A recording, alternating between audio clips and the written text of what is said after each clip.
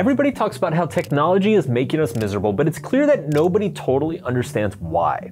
In this video, I'm going to share 4 explanations that you've probably never heard of before. These are obscure theories that will change how you think about technology and the psychological impact that it has on all of us. And I'm going to explain them all using this stupid thing. Let's get into it. Today, we live in an attention economy. Most of commerce and all of culture revolves around algorithmically generating as much attention and interest for yourself as possible. And fucking admit they're fucking killing already more kids! It doesn't matter if you're a political pundit, a porn star, an aspiring athlete, or selling bars of soap. He who gets the most attention wins. Go yourself. And what's the easiest way to get attention? Well, it's human nature. Be contrarian. Say the thing that goes against what everyone else is saying. Say it confidently. Back it up with some intelligent sounding stats. Act like you know what you're talking about, and boom, you've got yourself a wave of attention.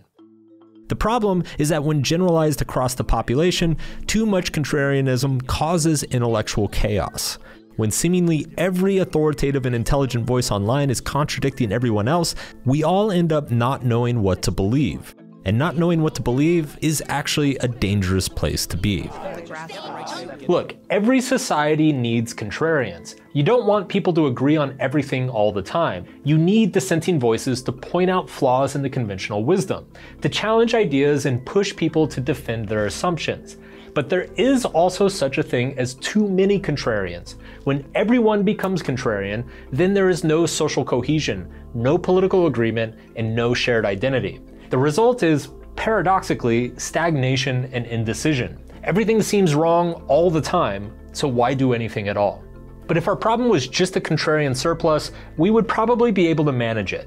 The issue is that these next 3 theories put our social problems into overdrive.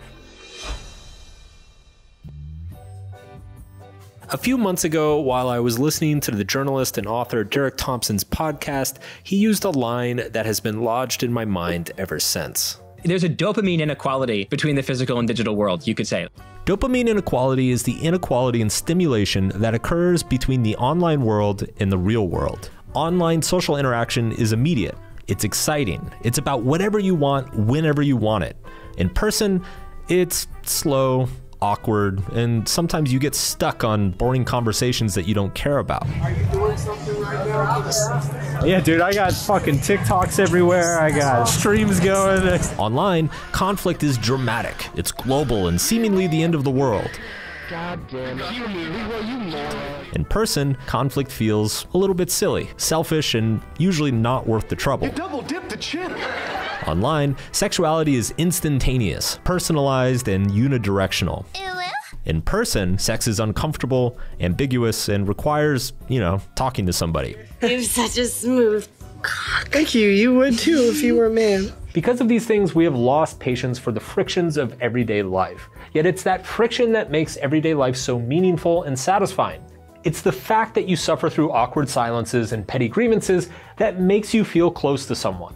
It's the fact that you bicker and fight over dumb things yet still overcome them that you come to trust and identify with people. It's because you stay present through awkward feelings that generates a sense of intimacy and connection with someone. It's the willingness to engage with ambiguous and contradictory ideas that makes you realistic about the world. Yet with the constant flood of entertainment blasting our eyeballs and ear holes, who has time for all that friction?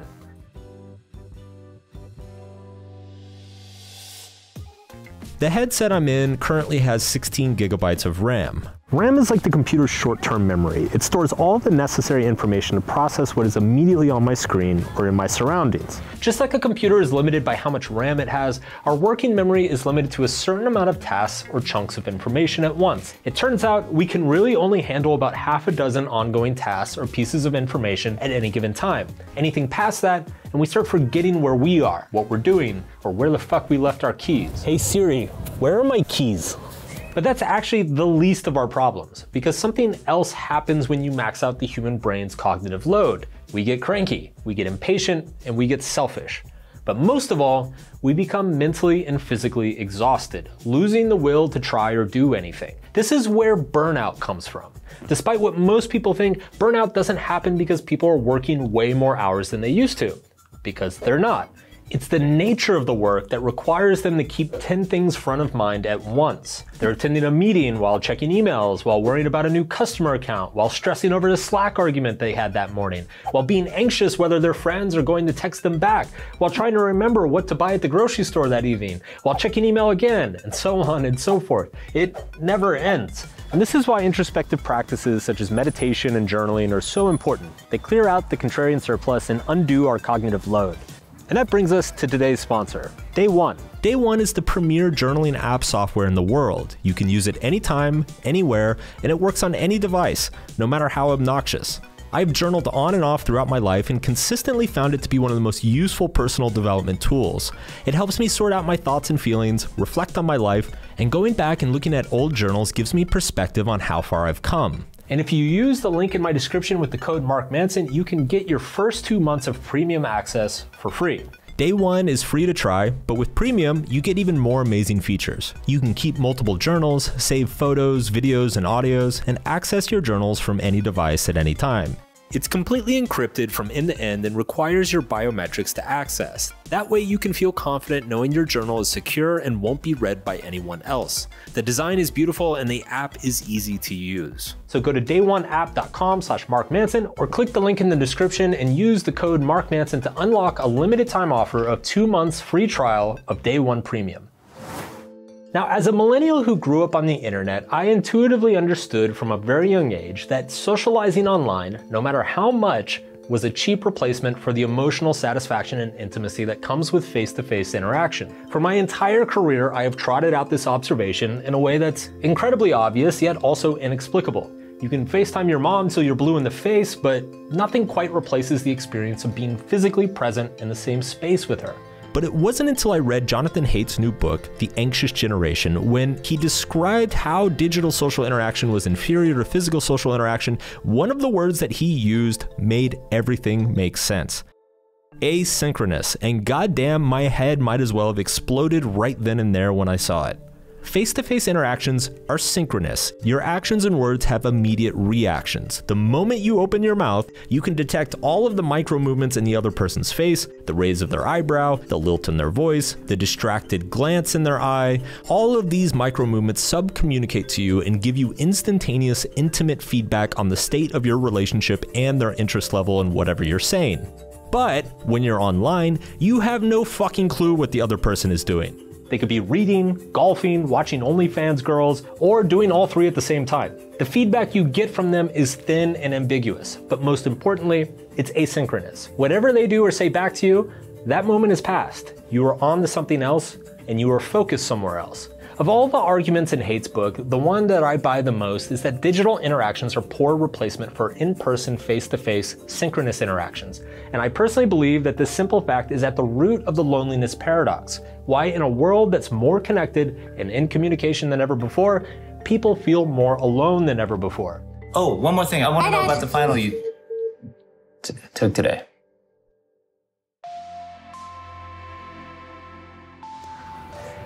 So what the hell are we supposed to do? Well, here are some practical tips and takeaways.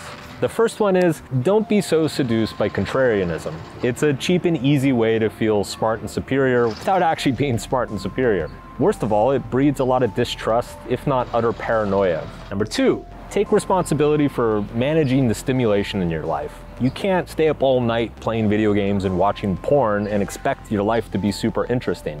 The only way to make everything else seem more interesting is by dampening the overstimulating parts of your life and managing that dopamine inequality. Number three, manage your cognitive load. That means not multitasking unnecessarily. That means closing all your open browser tabs. That means only checking your email and notifications once per day.